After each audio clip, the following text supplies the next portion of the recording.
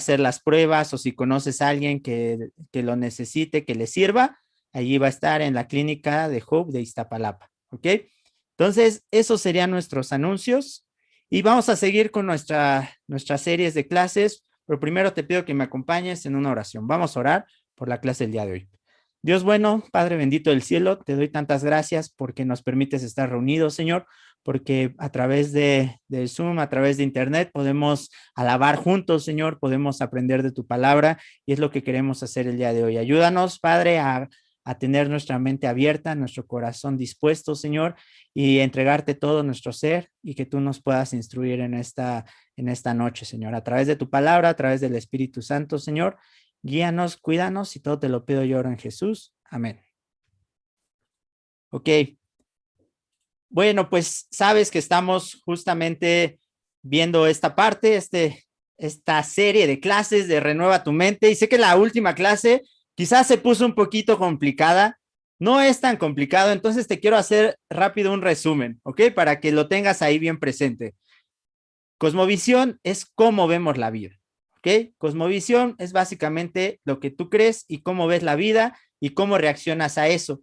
¿Qué es lo que estamos o vamos a hacer en estas clases? Ver qué es lo que dice la Biblia con respecto a cada tema de esos que pensamos para que podamos pensar más como dice la Biblia que quizás como teníamos nuestra idea nosotros. Cambiar nuestra cosmovisión a una visión más bíblica de las cosas. Si te fijas, no es tan complicado, ya lo resumí. Tenemos una visión, vemos qué dice la Biblia y transformamos nuestra visión a lo que dice la Biblia. Eso es renovar nuestra mente. Y obviamente, renovar nuestra mente tiene que ver con pensar. No sé qué tanto a veces nos cuestionamos justamente. Estas clases han sido un poco de cuestionarnos o ver o pensar cosas que quizás nunca habíamos pensado, pero es importante. La mente es eso. La mente no es nada, no estamos hablando ahorita de sentimientos, de emociones, estamos hablando de pensamientos.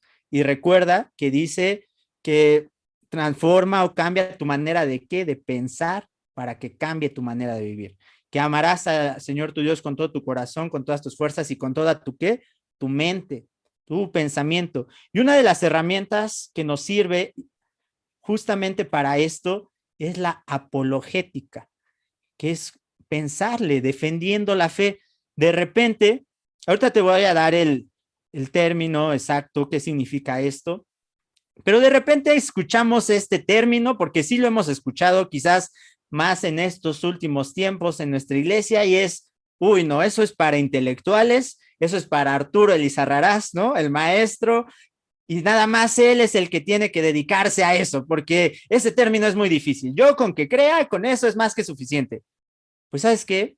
Ahorita vamos a ver con la Biblia cómo no es algo para unas cuantas personas, sino que todos los discípulos, todos los cristianos, estamos llamados a hacer algo de apologética, a defender la fe. Todos, todos, todos. ¿Te habías puesto a pensar eso?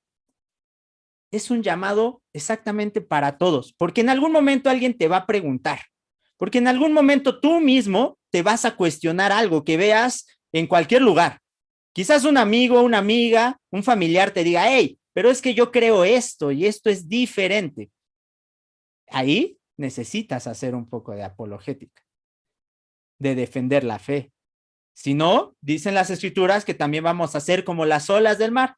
Ahí Ricardo y Clara nos pueden decir cómo están las olas, esperemos que muy ricas, pero las olas van de aquí para allá, en un ratito, y tú lo sabes, y si no sabes nadar y el mar está picado, sabes que no te debes de meter porque una ola te puede arrastrar hasta quién sabe dónde. Si nosotros no tenemos claro qué es lo que creemos y pensamos, así va a ser. Cada que alguien te diga algo nuevo y algo diferente, lo vamos a creer y nos vamos a ir por allá. Y de repente, no, es que me dijeron que esto es más novedoso. Me dijeron que esto sí funciona bien, que esto sí me pone feliz, que esto sí me trae más paz, tranquilidad, que esto sí va a arreglar mi matrimonio, porque yo lo que veo es que esto no funciona y queremos cosas prácticas. Obviamente la Biblia va a funcionar en nuestra vida, pero si la aplicamos, tampoco va a ser nada más así. ¿Y por qué te digo que es un llamado para todos los cristianos? Porque fíjate, te pido que me acompañes a estas dos escrituras. Judas 1:3, Judas Marcos, el hermano de Jesús, dice: queridos hermanos, he deseado intensamente escribirles acerca de la salvación que tenemos en común y ahora siento la necesidad de hacerlo para rogarles que sigan luchando vigorosamente por la fe, encomendada una vez por todas a los santos. Fíjate el llamado que está haciendo: sigan luchando vigorosamente, o sea, con fuerza por la fe. ¿Le está escribiendo al grupo de maestros? No. ¿Le está escribiendo a un grupo en específico? Sí, a la iglesia. Ese era el grupo específico, a los discípulos. Pero no está haciendo una distinción entre servidores de un ministerio, entre los de la enseñanza, entre los predicadores, a todos. ¿Por qué? Porque esto nos lo dieron a todos, una salvación. Vamos a ver qué dice Pedro también, 1 Pedro 3, 15 y 16. Más bien, honren en su corazón a Cristo como Señor. Estén siempre preparados para responder a todo el que les pida razón de la esperanza que hay en ustedes. Siempre preparados, pero háganlo con gentileza y respeto, manteniendo la conciencia limpia para que los que hablan mal de la buena conducta de ustedes en Cristo se avergüencen de sus calumnias. Si te fijas, dos llamados que están aquí en las Escrituras a defiende tu fe. Va a llegar el momento que te van a cuestionar, va a llegar el momento que alguien te va a pedir razones, que tú mismo te vas a cuestionar. Defiende esa fe vigorosamente. ¿Crees esto, según estas dos Escrituras, que es una labor solo para unos cuantos o es para todos? Las Escrituras están hablando, estas Escrituras, estas cartas están hablando a la iglesia en general. Entonces, creo que debemos poner atención. ¿Qué es esta palabra? Apologética viene de esta palabra en griego, que básicamente es hablar en defensa. Eso es lo que significa, hablar en defensa. En un juicio se habla en defensa de alguien. ¿Estás de acuerdo? El abogado es lo que hace, defiende a alguien y habla en defensa de esa persona. La apologética es en defensa. ¿De qué vamos a defender? La fe. Porque lo que tú crees y yo creo es verdadero, tiene razones. No es nada más una locura, no es nada más algo que se le ocurrió a alguien, sino tiene razones. Ahorita vamos a ver algo acerca de la razón, del pensamiento. Y también debemos de estar claros que no todos estamos llamados a de tiempo completo dedicarnos a la apologética. Sí, sí es un trabajo que también va a haber maestros, por eso hay roles diferentes en la iglesia. Por eso hay evangelistas, hay maestros, hay pastores, y los maestros sí se van a dedicar más profundamente. Quizás no todos vamos a dedicar todo nuestro tiempo a estudiar esto, pero sí hay cosas que debemos de saber todos y dedicarle todos.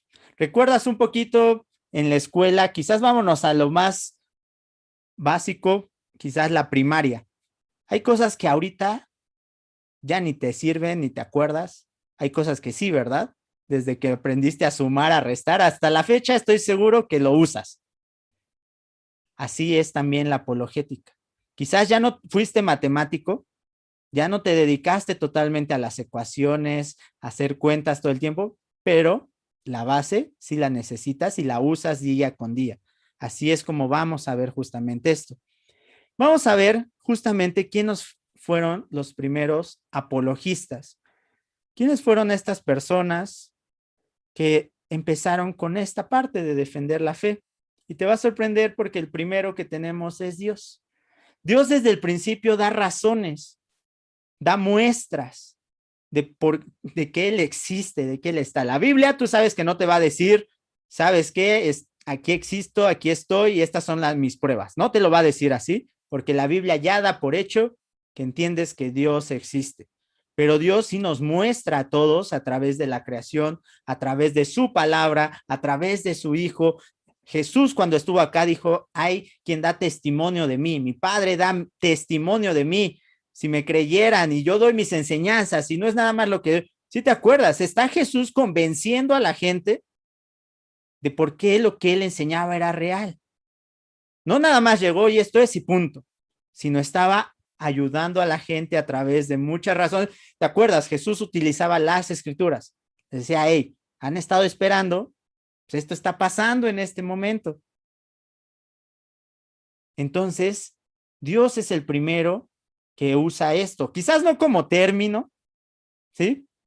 Pero sí como práctica, dar razones, defender la fe, defender su camino. ¿Quiénes más están por ahí? Pues obviamente ahorita vimos al apóstol Pedro. Tú puedes estudiar un poquito más en Hechos 2, donde Pedro está dando muchas razones y está yéndose a la historia. Fíjate, él está utilizando la herramienta de la historia para que la gente creyera. Hey, ustedes conocen esto, saben que pasó esto, y todo esto nos trae a Jesús. Y ese Jesús que ustedes crucificaron, Dios lo ha hecho Señor y Mesías. ¿Recuerdas cuál fue el resultado de darles razones? Que la gente le dijo, ¿qué hacemos? Y él responde, arrepiéntanse y bautícense. Y se añaden 3,000 personas al reino. ¿Crees que sea importante o no? Aprender a dar razones, aprender a platicar, aprender a dialogar con las herramientas que tenemos. ¿Cuál es otro muy famoso? Obviamente, el apóstol Pablo. El apóstol Pablo era alguien que sí se dedicaba un poco más a esto porque se metía a los lugares complicados.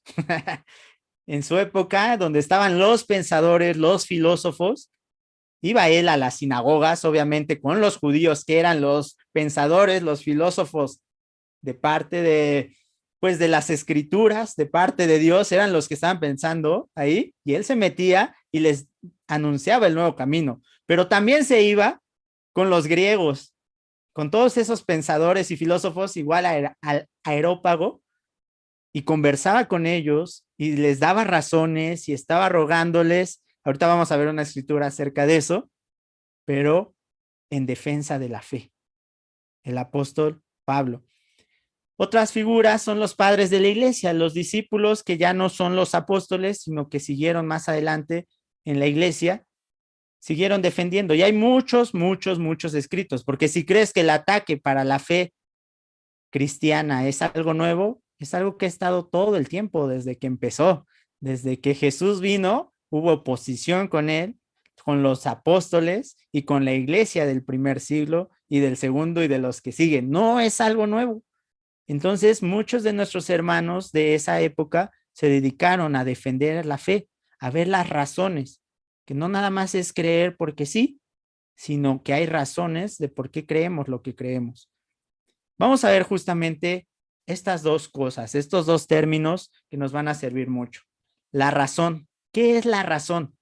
La razón es la habilidad de pensar, entender, discernir, juzgar y demostrar algo. Sí, necesitamos, no sé qué tanto seas o te guste pensarle. Ay, no, a mí no me gusta pensar, yo nada más sí o no. De repente podemos ser así. Hey, hay que aprender a pensar las cosas, hay que aprender a discernir, a separar qué es lo bueno y qué es lo malo, entender profundamente. Por algo Dios nos dio un cerebro, si nos dio un cerebro es para usarlo, si no, no nos lo hubiera dado y nada más nos hubiera dicho haz esto y punto, y no pienses nada. Por algo te da de que tú puedas decidir cosas, pero te dice esto es lo correcto y esto no, que tanto lo entendemos.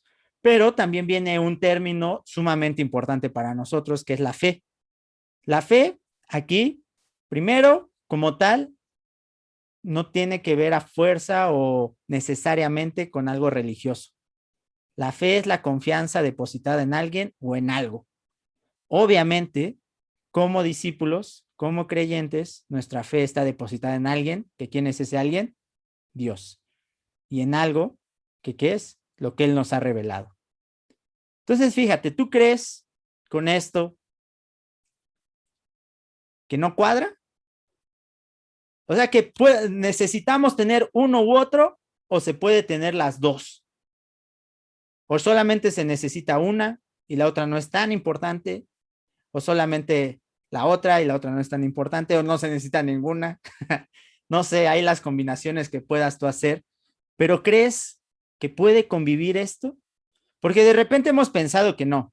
Híjole, es que yo tengo fe, pero si me la cuestiono, lo más seguro es que deje de creer. Entonces mejor no me meto a estudiar nada, no leo nada, no avanzo nada, ni estoy profundizando en un tema complicado porque no vaya a ser la de malas, que ya deje de creer.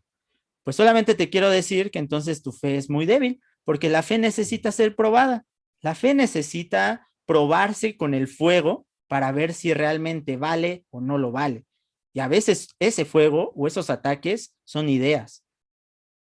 Te pongo un ejemplo. ¿Alguna vez te ha pasado que estás en tu casa, después de la reunión, todo fue increíble, alabé, vi a mis hermanos, maravilloso, y te llega una idea? No sé si le importe a Dios. ¿Te ha pasado alguna vez? A mí me ha pasado. Y esa idea empieza y empieza y empieza. ¿Y qué hacemos en ese momento? Oro, ok, pero es irse a la palabra. ¿Qué dice la palabra? Es decidir a quién le voy a creer más, a mi sentimiento, a lo que ahorita está pasando o lo que dice Dios. Pero necesitamos razones. ¿Por qué? O sea, ¿por qué sí le importo a Dios? ¿Qué me muestra? ¿Qué me dice que sí le importo o no le importo? Y si tú dudas y tú profundizas, tu fe va a crecer. Entonces, está dispuesto y estemos dispuestos a pelear esa batalla de la fe. Una batalla se libra cuando tú entras al combate, no cuando tú estás simplemente guardado. Si tú dices, es que a mí me lo enseñaron así, punto, y no hay nada más y no importa nada, sabes, yo también creo que hay cosas que no van a cambiar nunca, que Jesús es mi Señor y mi Salvador y eso nunca va a cambiar. ¿Pero por qué? Ah, ¿verdad? Si no sé por qué, si no puedo dar una respuesta por qué, entonces no lo creo tanto. Entonces eso lo voy a demostrar con mi vida porque solamente lo sé, pero no lo tengo tan profundo.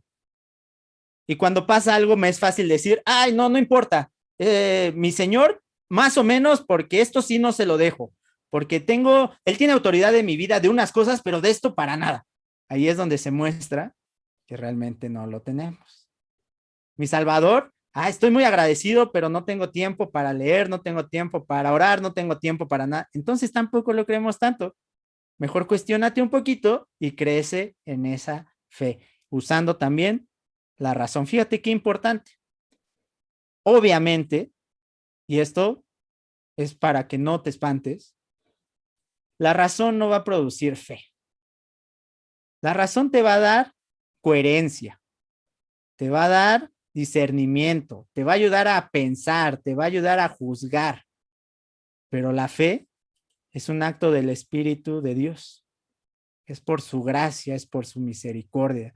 Y eso también nos debe de llevar a pensar, si no entiendes algo, híjole, hay que tener cuidado porque también hay que pedirle a Dios que nos revele, porque solamente Él. Y te lo digo, mira, también, si al principio dudabas de Dios, ok, y lees 40 libros, puedes leer 40 libros y al final decir, pero sigo dudando, porque eso no va a venir de la razón. También es algo que produce Dios. Es el equilibrio. Nosotros pensamos, nosotros estudiamos, entendemos, pero Dios nos va a dar la revelación, su revelación. ¿Recuerdas? Fe en algo que ¿qué es? Su revelación. Y dice aquí, mira, fíjate, en Efesios 2, del 8 al 9, porque por gracia ustedes han sido salvados mediante la fe. Esto no procede de ustedes, sino que es el regalo de Dios, no por obras para que nadie se jacte. Nadie podría decir, yo estudié tanto que descubrí a Dios. No, eso es algo que Dios nos da. ¿Te ha pasado, verdad? ¿Has leído alguna vez? ¿Has tenido algún encuentro? Y no te quiero decir un encuentro maravilloso. Yo me acuerdo que cuando me bauticé y había hermanos que contaban esas historias, ¿no? Yo una vez estaba en el desierto y escuché, yo nunca me pasó nada de eso, o sea, y me hacía dudar, me hacía sentirme como igual y yo no, ¿no? Igual y Dios no me habló y me acuerdo por mucho tiempo estar orando como, nada más quiero escuchar tu voz, aunque sea un ratito, yo también quiero una de esas, ¿no? Para contar.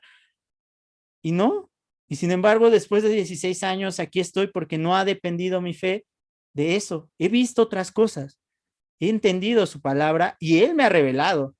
Él me ha revelado el entender que Jesús es el camino, la verdad y la vida y que gracias a Él tengo una esperanza. pero eso solamente Dios. Te digo, no es necesariamente una experiencia de ese tipo. Si la tienes, amén, increíble, y ahí no la cuentas. Pero si no, no confíes en eso. Más bien en lo que Él ya te ha puesto también en el corazón, lo que Él te ha revelado con su presencia en tu vida. ¿Para qué? Para que nadie se jacte, para que nadie diga al final, fíjate, yo soy más inteligente que tú, Señor, porque yo sí entiendo estas cosas y tú no. No, esto viene por gracia, por algo que no merecemos tampoco, simplemente por gracia. Vamos a ver, ya estamos entrando en otra etapa. Ahí vamos. ¿Cuáles son los requisitos? Porque sí requiere o tiene requisitos alguien que va a defender la fe. No es nada más así. Si estamos viendo que es una tarea importante, pues tiene requisitos. Y para eso vamos a ver qué dice la escritura que leímos hace ratito. Dice más bien, honren en su corazón a Cristo como Señor. Ahorita lo vamos a desglosar, pero primero debe de estar presente el honor a Cristo en nuestro corazón. Si no, ¿para qué andamos defendiendo algo que ni siquiera queremos honrar? Es absurdo. Se vuelve nada más en estar defendiendo algo sin sentido porque ni tú lo crees. Estén siempre preparados para responder a todo el que les pida razón de la esperanza que hay en ustedes. Estar listos, pero háganlo con gentileza y respeto.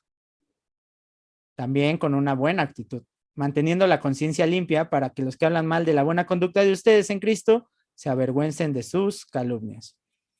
Y vamos a ver estos requisitos. Uno, la obediencia. La obediencia a la palabra. Lo que estamos defendiendo es la palabra de Dios, no tus ideas, no tu persona. Sabes, el otro día estaba escuchando, viendo algo. El chiste es que decían estos cuates que estaba escuchando, que a veces, no sé si te ha pasado que dicen, ¿te gusta un cantante? Vamos a ponerlo con un cantante. Creo que a la mayoría nos gusta la música, por lo menos algo, ¿no? Ahí tú ponle qué música te gusta. Pero cuando alguien insulta a ese cantante, sientes que te insulta a ti, porque te gusta tanto que se hace parte de ti.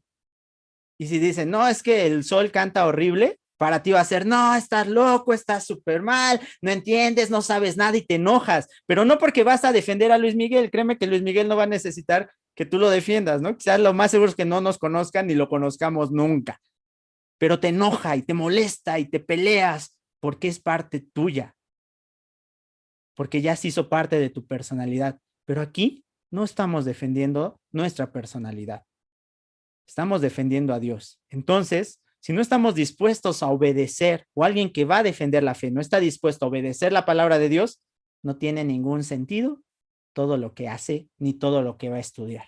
Primer requisito, la obediencia. Segundo requisito, el conocimiento.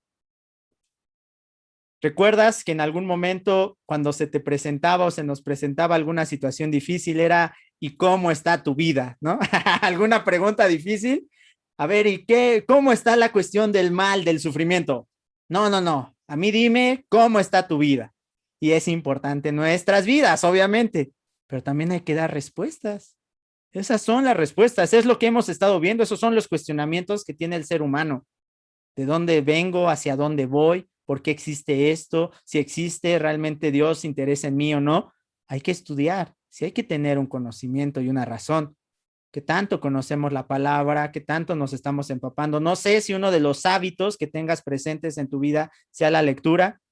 Como mexicanos, la mayoría no lo tenemos, pero es la herramienta más valiosa, porque hay mucho material que no es tan difícil conseguir, pero ¿qué necesitamos hacer? Leerlo. Sí necesitamos también conocer y conocer la palabra. ¿Ok? Segundo punto, el conocimiento. Tercer punto, valor. Defender la palabra va a requerir valentía, porque es más fácil quedarse callado. Yo recuerdo en alguna ocasión estar compartiendo y que alguien empezaba a compartir otra cosa y le decía, a ver, amigo, de verdad, ya estás agarrando mi grupo para otra cosa. ¿Por qué no haces tú lo que yo estoy haciendo en este momento? ¿Por qué no juntas tú tu propio grupo? Si tanto querías hablar de esto y le quieres hablar a tanta gente, pues ten el valor para tú ir y compartir esto que quieres hacerlo. No te cuelgues ya que está aquí el grupo. Y he aprendido, ¿no? Imagínate, me bauticé a los 14 años, tengo mis historias y ya luego te las iré contando. He aprendido que tampoco es pelear y ahorita vamos a ver esa última parte, pero sí requiere valor, sí requiere que no te quedes callado, que si tu amigo te está diciendo, hey, es que esto y esto, ¿estás de acuerdo? Recuerdo un discípulo que, bueno, ahora es tu hermano, pero decía un buen de cosas y al final acababa con una preguntita que decía, ¿estás de acuerdo? Y yo le dije, no estoy de acuerdo. Era un amigo, apenas nos estaba acompañando. Le dije, no estoy de acuerdo en lo que estás diciendo. Te estoy escuchando, pero no. Eso le sirvió para darse un tope de decir, ay, y gracias a Dios estudió la Biblia y ahora es tu hermano. Y está allá en Benito Juárez. Requiere valor. No es agradable, pero puede traer buenos frutos. Requiere humildad también. No lo sabemos todo. Esa es una realidad. Ni tú con 30 años, ni yo con mis 16, ni tú con uno, lo sabemos todo y nunca lo vamos a saber todo. También es importante reconocer de este tema, no tengo idea, pero puedo estudiar. Pero dame chance, vamos a estudiar juntos, dame la oportunidad. Humildad de reconocer que tampoco somos los mejores y lo tenemos todo. Eso requiere, y por último, una reverencia a la palabra. No hay que ir más allá de la palabra. Hay que respetar lo que ya está escrito. Por algo está escrito. No por tratar de ganar un argumento empecemos a inventar cosas.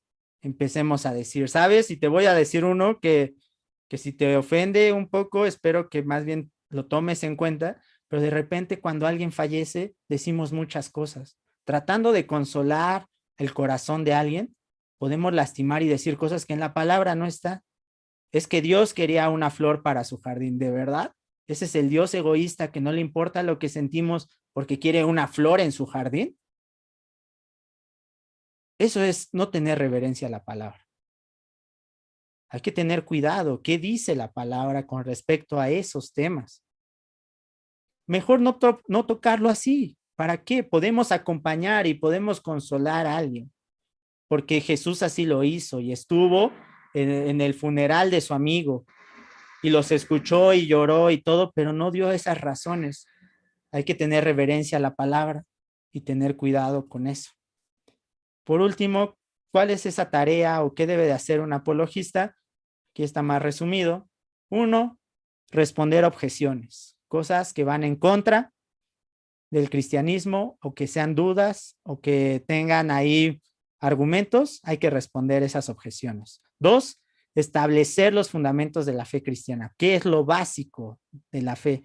¿Qué debe de creer alguien fundamentalmente para ser un discípulo? Tres, contradecir los sistemas anticristianos, ir en contra de lo que está en contra de Cristo. Aprender a ver por qué no es por ahí, por qué es el camino de Dios es el verdadero y el correcto. Y cuatro, persuadir a la gente a la veracidad cristiana. Persuadir. Esta es una palabra que quizás no nos agrade tanto, pero fíjate que está en la Biblia. ¿Qué es persuadir? Proceso por el cual se induce o se mueve a una persona a través de razones para que crea o haga algo. Esto es persuadir. Y fíjate, solamente te quiero compartir unas escrituras. ¿Dónde está? Hechos 18:4 dice, todos los sábados discutía en la sinagoga tratando de persuadir a judíos y a griegos. ¿Quién? Pablo. Hechos 28:23, señalaron un día para reunirse con Pablo y acudieron en mayor número a la casa donde estaba alojado. Desde la mañana hasta la tarde estuvo explicándoles y testificándoles acerca del reino de Dios y tratando de convencerlos respecto a Jesús, partiendo de la ley de Moisés y de los profetas. ¿Qué estaba tratando de hacer Pablo? Convencerlos. A fin de cuentas, sí es una parte importante, esa persuasión. Tú sabes, ¿no? Aquí tenemos algunos vendedores y el vendedor tiene que persuadir para que se sienta esa necesidad. Obviamente, tú no lo estás haciendo y no lo vamos a hacer por un beneficio para nosotros. Esa es la diferencia. El vendedor, y hermano, es tu trabajo. Aquí es parte de poder ayudar a alguien, pero dándoles explicaciones, testificando del poder de Dios y tratando de convencer. Eso es importante. Al final, hagamos lo que hagamos, debemos de entender esto. Esa misma escritura más adelante, Hechos 28-24, Pablo les explica y está todo el tiempo. Unos se convencieron por lo que él decía, pero otros se negaron a creer. Estas son las dos respuestas. O creen o no creen. O tú, hermano, vas a creerlo o no vas a creerlo. Por mucho que estudiemos, por mucho que hagamos, por mucho que estemos ahí insistiendo, platicando, también cada quien es libre de creer o no creer. Pero nuestra labor es dar razones, dar buenos argumentos, pelear por la fe y ya al final cada quien decidirá su camino. Recordemos que al final no depende de nuestra habilidad, sino de la misericordia de Dios. No va a depender de lo mucho que hagamos y estudiemos, sino que Dios es bueno. Pero pues si nos dio el cerebro, utilicémoslo de la mejor manera. Y para renovar nuestra mente, una herramienta muy importante es la apologética y por eso te quería compartir esto en esta noche. Muchas gracias. Vamos a terminar con una alabanza.